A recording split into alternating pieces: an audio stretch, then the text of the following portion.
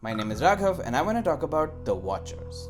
The Watchers is a 2024 American supernatural horror film written and directed by Ishana Night Shyamalan in her directorial debut, produced by M. Night Shyamalan and based on the 2022 novel of the same name by A. M. Shine.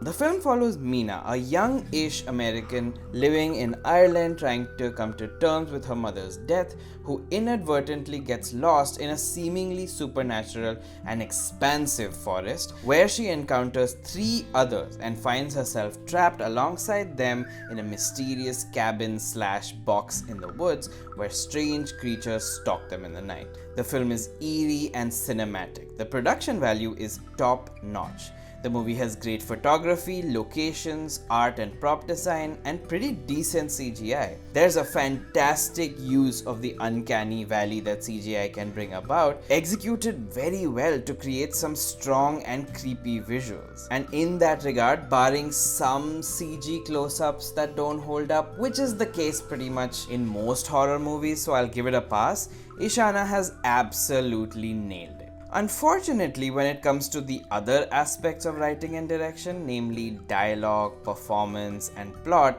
it really feels like a first-time filmmaker's work. The plot is weak. From the heavy-handed setup and obvious foreshadowing, the slow and uncertain beginning, and an unnecessarily emotional conclusion, the story leaves a lot to be desired.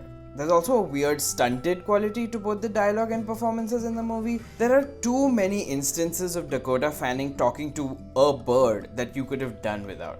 Like, there's seriously a scene where she's driving with this bird. Okay, let me just hit you with the premise real quick, okay? She works in a pet shop, kinda. She's tasked with delivering a kind of parrot to a different city. And so she has to drive this parrot, which is in a cage, and she basically makes her way through this forest where she gets lost. And at one point while driving, she literally looks at the bird and goes, "So, what are you running from?"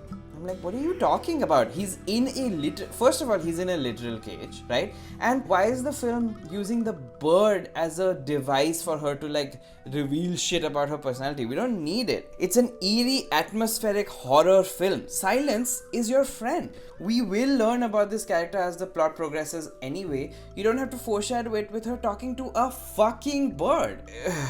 I think I need to sit down. The supporting cast is much stronger in their ability to use the half-baked material than our protagonist, who is absolutely crumbling under the weight of this script. Still, they aren't fleshed out enough for it to be something that you actually engage with, but the actors are actually trying to do some compelling work. The movie stays somewhat engaging for its mercifully short runtime, but even so, the whole thing could have used a punch-up. I don't know if this is the fault of the source material or the writing, but you kind of spend the whole movie waiting for the twist to happen. Cause, Shyamalan.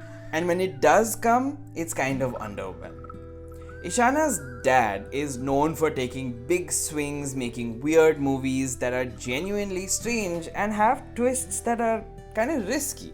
Sometimes they pan out and sometimes they're super divisive. But this one felt kinda half-assed, like the movie's heart wasn't really in it. The pace does pick up once we hit the second act and things start to feel actually exciting. There are some very thrilling moments followed by some very intriguing plot development. But it all kind of fizzles out.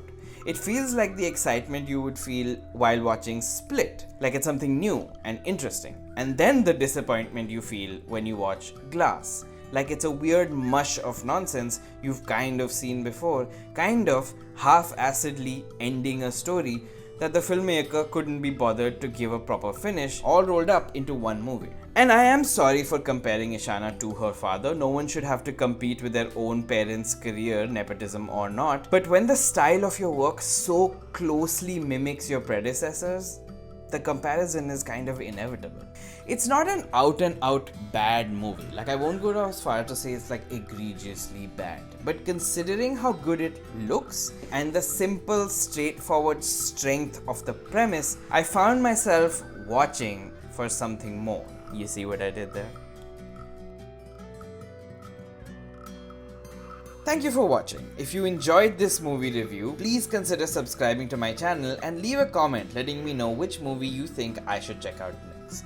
Also, if you are a fan of my work, check out some of my other videos, including my animated D&D show, which I work really hard on and is fully animated. And if you are looking for ways to support me, please check out my Patreon. There is a lot of bonus content on there and new shows that are exclusive just to the Patreon that are coming soon.